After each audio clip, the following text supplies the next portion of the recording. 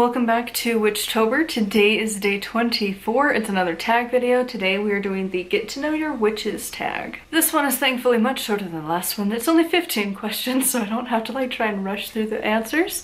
So here we are. Let's get started. Does your sun sign, zodiac sign, portray you correctly? If not, do your other planetary signs? I think so, kind of. So I've heard that your rising is the sign, because I just barely read that book. We're talking about it next week, or is it next? Is it already next week? It might be, because I'm on the last week. When November hits, I've got a video coming about a book that I had just read, talking about your rising sign. Anyways, so there's your rising sign is the lesson that you it was your sign from last life into this one now, and if it's not the same, you learned the lesson, because sometimes you can have your rising and your sun sign in the same. But if your rising is different, it means that you had learned whatever that lesson was of that zodiac in your previous life, but it's now your comfort sign, so you kind of go back to those traits, but you're supposed to be learning your sun sign in this life. I know, I'm getting into the woo-woo spaces with that one. And in that case, kind of, because my rising is Capricorn, and I love that. It feels so comfortable. I feel right at home. I love the idea of categorization, but also, as I've mentioned from Clutterbug, I suck at it. I am a butterfly, so organization does not come easily, and I have to have everything out and displayed. But knowing that, it's made such a difference. But all of the things of Capricorn I tend to really align with, and it feels comfy and cozy, and so I'm yeah, I'm good over here. But trying to learn how to be a crab is rough. I am not great at that mother. I am not the mother of the group, and yet I am.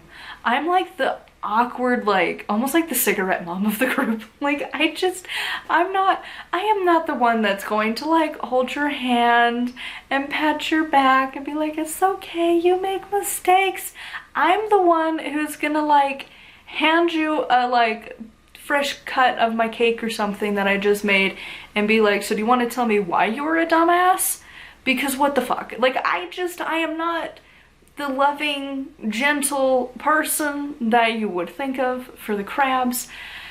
But I need to learn how to do that. I need to learn how to be that loving person that just is a person that's just a warm hug. And I'm just not that person.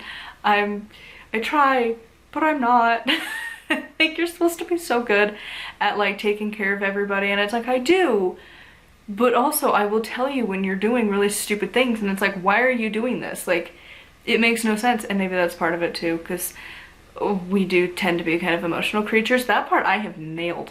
I got the emotional part of it perfect. I have no real emotional control at all, but it's fine. Also, for my love language, maybe that's it, because my moon is in Taurus. If that gives the zodiac peoples some ideas. Because maybe that's it. Maybe I come to people from my moon sign, and Taurus is not also hold your hand. It's why are you being so stupid? And also simultaneously being so stubborn. That would make it make more sense. What songs bring you the most magical vibes? Dude, if you have not listened to, I think it's pronounced Dave. I saw a YouTube comment years ago. I still can't get over it. It said it was pronounced Dav. And I was that's an interesting way to say that word. And now I think it's pronounced Dave, because that's how he describes it. And I'm damn it. So, Dave, the bard. But it's spelled weird. It's D-A-M-B. Dave. It's sort of the people that name their kid Bo, and there's no O in that name. And it's 5-6 letters long, and you're what the fuck?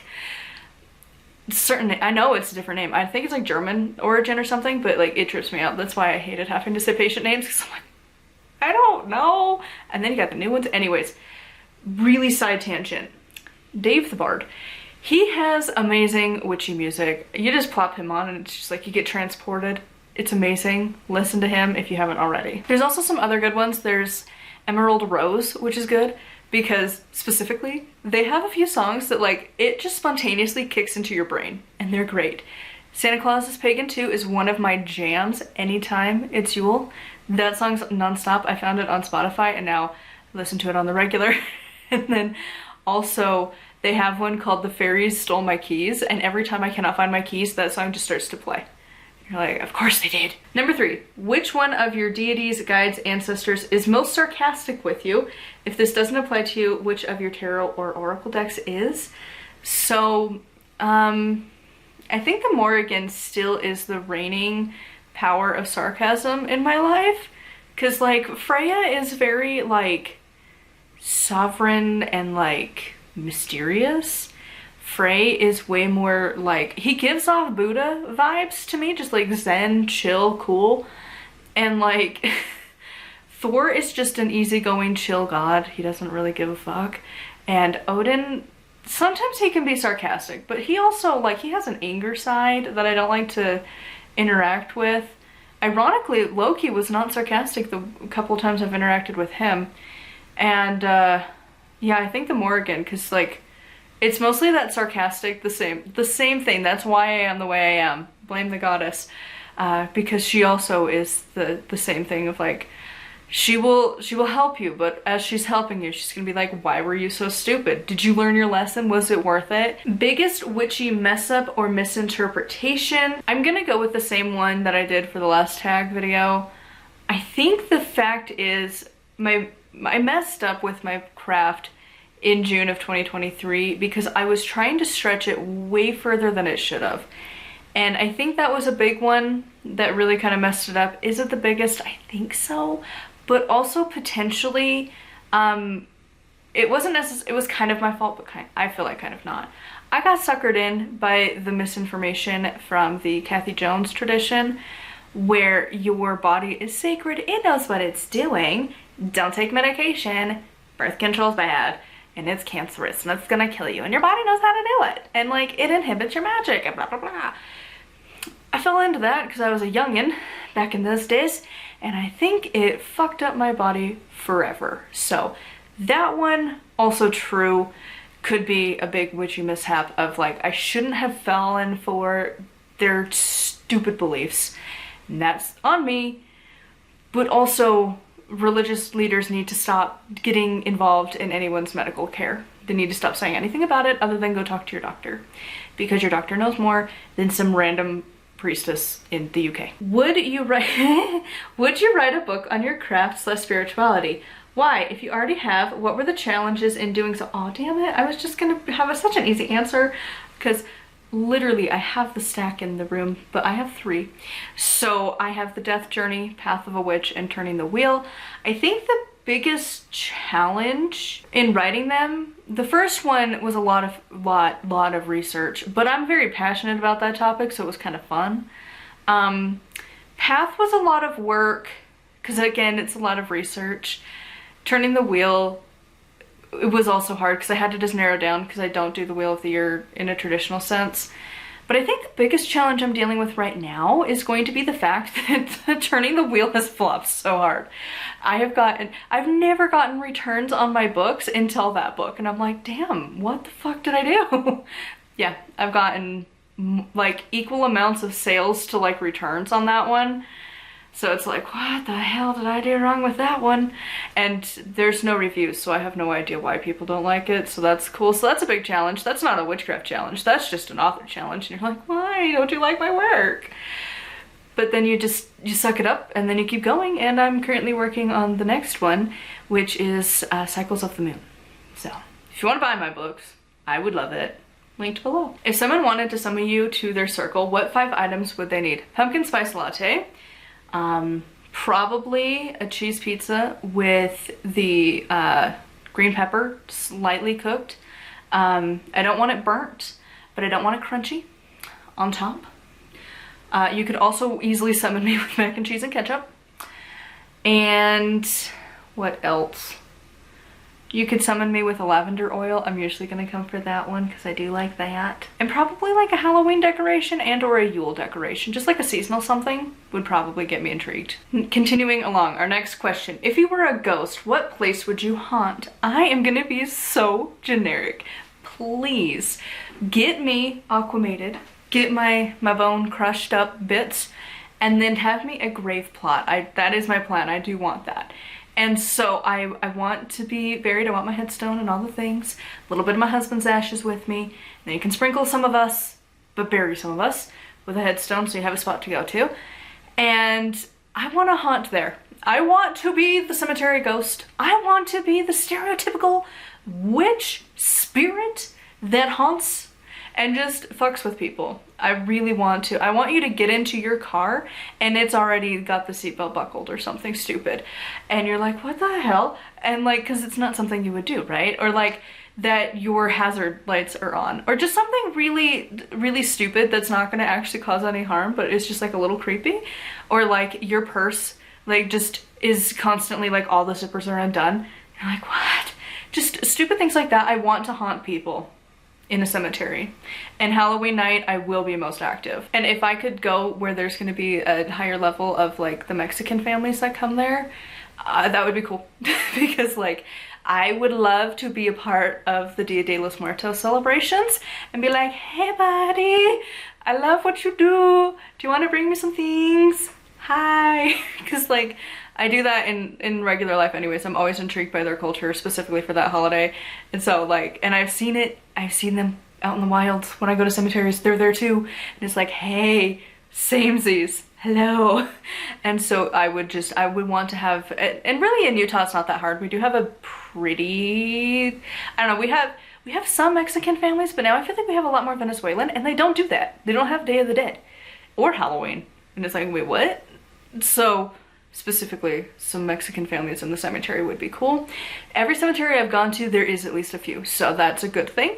Doesn't really matter where I go, does it? Because they will be there and I can say hello, and then I can also just mess with everyone else. I don't have a specific cemetery picked out though yet, so still gotta figure that one out. What is the funniest way someone has reacted to finding out you're a witch? Nobody really cares. Like, I haven't had a funny interaction really ever. I've had awkward, I've had the Mormon confusion, and I've had a lot of questions or just like, huh, okay, that's it. If you could possess any fantasy magic, what would your power be? I think I know I've probably done this tag in the past, and I think this answer is probably still the same. Control time. Oh my god, would that not be the best thing ever? And not for like, you know, good reasons of like, oh my god, like I could go warn people of like this hurricane's like gonna take your fucking house, move, get out. That would be a good thing, you know, humanitarian uses and stuff. But on a personal level, to be able, when you are sleeping and then your alarm goes off, to be like, nah bitch, 6 hours passed, go back. I'm gonna continue to sleep, thank you very much. Or just pause time and sleep until you feel you've gotten enough rest and then proceed with your day. So many good uses for that. That would be amazing. Number 11, what is something random on your altar? Let's see. Something random. So I picked my random rock. I have no idea what this is. It's a pretty rock I found in my dad's driveway years ago. I don't know where it came from, but yeah, we don't have smooth rocks like this where he's at.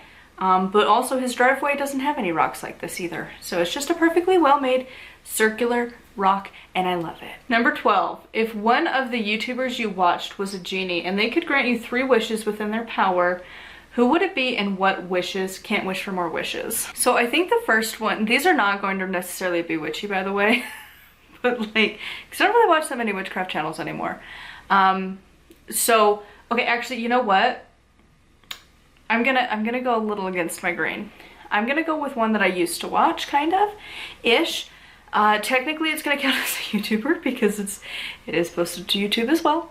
But Manifestation Babe podcast. She always is saying how she's gonna help you make all of this money and it's totally within your grasp and everything. So she claims it's within her power.